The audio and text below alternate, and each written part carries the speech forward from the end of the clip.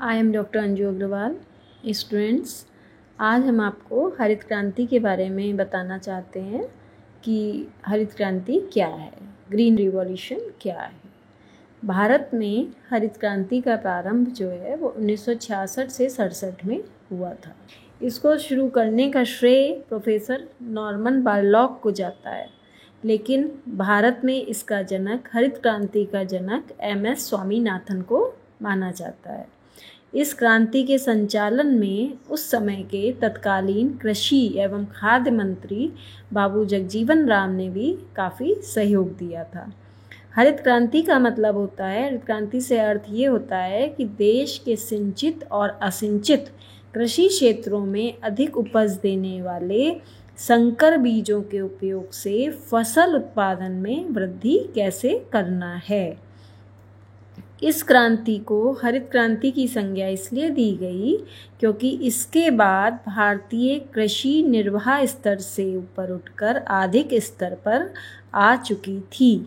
हरित क्रांति के बाद देश में कृषि में महत्वपूर्ण प्रगति हुई। कृषि आगम से हुए गुणात्मक सुधार के फलस्वरूप देश में कृषि उत्पादन काफ़ी बढ़ा है।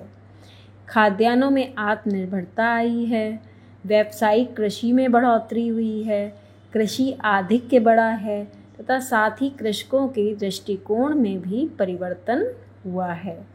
हरित क्रांति के बाद ही गेहूँ, गन्ना, मक्का तथा बाजरा आदि फसलों के प्रति हेक्टेयर उत्पादन एवं कुल उत्पादकता में भी वृद्धि हुई है।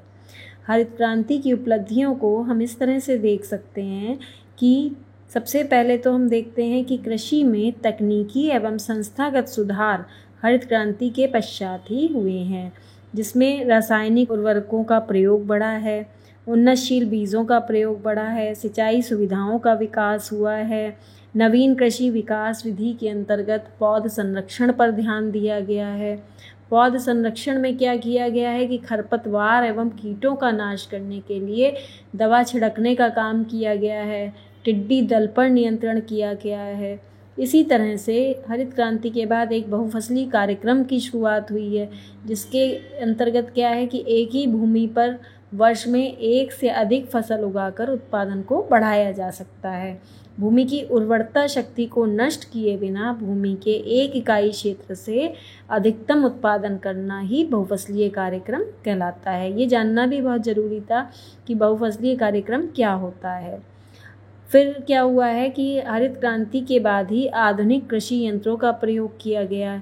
जो कृषक थे उनमें जागरूकता आई है, कृषि सेवा केंद्रों की स्थापना हुई है, कृषि उद्योग निगम स्थापित हुआ है। इसमें क्या हुआ है कि इस निगम का काम क्या हुआ, इस निगम की सहायता से कृषि उपकरणों एवं मशीनों की पूर्ति और उपज प्रसंस्करण तथा भंडारण को प्रोत्साहन मिला है। इसके लिए ये निगम किराया क्रय पद्धति के आधार पर ट्रैक्टर है, पंप सेट है और मशीनरी को वितरित करता है। हरित क्रांति के बाद में राष्ट्रीय बीज निगम की स्थापना की गई है, राष्ट्रीय सहकारी विकास निगम की स्थापना हुई और विश्व बैंक की सहायता से राष्ट्रीय बीज परियोजना की शुरुआत भी हरित क्रांति के बाद हुई, जिसके बाद कई बीज निगम भी बनाए गए। नेफेड, जिसका पूरा नाम है भारतीय राष्ट्रीय कृषि सहकारिता विपणन संघ, ये एक ऐसा शीर्ष विपणन संगठन है जो प्रबंधन, विपणन एवं कृषि संबंधित वस्तुओं के आयात निर्यात का कार्य करता है। राष्ट्रीय कृषि एवं ग्रामीण विकास की स्थापना भी हुई है हरित क्रांति के बाद, जिसमें कृषि वित्त की व्यवस्था की जाती है।